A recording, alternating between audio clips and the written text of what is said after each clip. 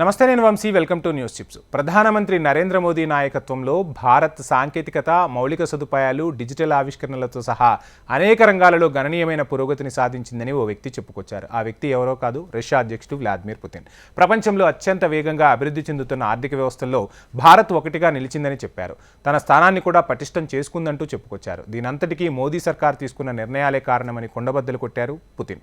అందుకే భారత్ ప్రపంచంలోని శక్తివంతమైన దేశాల్లో ఒకటిగా నిలుస్తుందంటూ పలువురు విదేశీ నేతలు కూడా ప్రశంసలు కురిపిస్తున్నారు. ఇదే విషయాన్ని స్వయంగా రష్యా అధ్యక్షుడు వ్లాదిమిర్ పుతిన్ పలు వేదికలపై మాట్లాడటం ఇప్పుడు ఆసక్తి రేపుతోంది. ఇటీవల రష్యాలో జరిగిన ఓ కార్యక్రమంలో రష్యా అధ్యక్షుడు వ్లాదిమిర్ పుతిన్ భారత ప్రధాని నరేంద్ర మోడీ నాయకత్వం, భారత్ గురించి, భారత దార్శనికతను గురించి ప్రశంసించారు.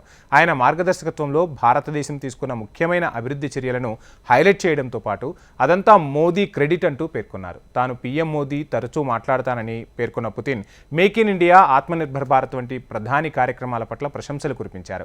దేశాభివృద్ధికి అతని ముందున్న ఆలోచన విధానాన్ని అభినందించారు.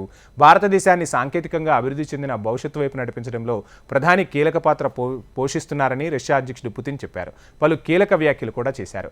యాదృచ్ఛికంగా తను ప్రధానమంత్రి మోడీతో తరచుగా సంప్రదింపులు జరుపుతానని, మేము అనేక విషయాలపై తరచూ మాట్లాడుకుంటామని తెలిపారు. వాస్తవానికి మేక్ ఇన్ ఇండియా ఆయన చొరవ గొప్పదంటూ పేర్కొన్నారు. మోదీ భవిష్యత్తును చూసే వ్యక్తి. మేము అతనితో ఈ అవకాశాల గురించి ఎల్లప్పుడూ చర్చిస్తాం. అలా ఉంటేనే సమగ్రాభివృద్ధి సాధ్యమంటూ పేర్కొన్నారు పుతిన్.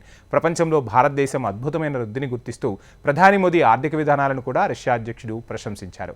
భారత్ను ఈ అభివృద్ధి వైపు అత్యున్నత సాంకేతిక పరిజ్ఞానాన్ని అనుసరించే దిశగా ప్రధాని ఎళ్లవేళలా కృషి చేస్తున్నారన్నారు. ఫలితాలు స్పష్టంగా కనిపిస్తున్నాయంటూ పేర్కొన్నారు పుతిన్. సో ఏది ఏమైనా మోడీ తీసుకునే నిర్ణయాలతో పాటు దేశంలో ఉన్న పౌరులందరూ కూడా కష్టపడుతూ ఉన్నారు.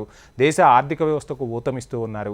పార్టీలను పక్కన పెడితే భారత్ అభివృద్ధి చెందాలని అందరూ కూడా కాంక్షిస్తూ ఉన్నారు. ప్రపంచంలోనే ఓ అగ్రగామి దేశంగా భారత్ నిలబడాలని యావత్ భారతావని కోరుకుంటోంది. ఆ దిశగా అడుగులు పడుతూ ఉన్నాయి. సో త్వరలోనే మనము మూడో ప్రపంచ ఆర్థిక వ్యవస్థగా కూడా అవతరించబోతున్నాం. ఆ మూడో ప్రపంచ ఆర్థిక వ్యవస్థగా కాదు, మనమే ప్రపంచంలో నెంబర్ 1 ఆర్థిక వ్యవస్థగా కూడా అవతరించాలి. ప్రపంచానికి ఎన్నో విషయాలు మనం చెప్తూ ఉన్నాం. అటువంటి విషయాలను భారత్ ఇంకా ప్రపంచానికి తెలియజేసేలా ఉండాలి. ప్రపంచానికి ఒక ఆదర్శ దేశంగా ఇప్పటికే నిలబడ్డాం. ప్రపంచ దేశాలన్నీ కూడా భారత్ వైపు చూసేలా మన అభివృద్ధి కొనసాగాలని మనము ఆశిద్దాం. ఇది ఇవాల్టి news chips. Please subscribe HM TV.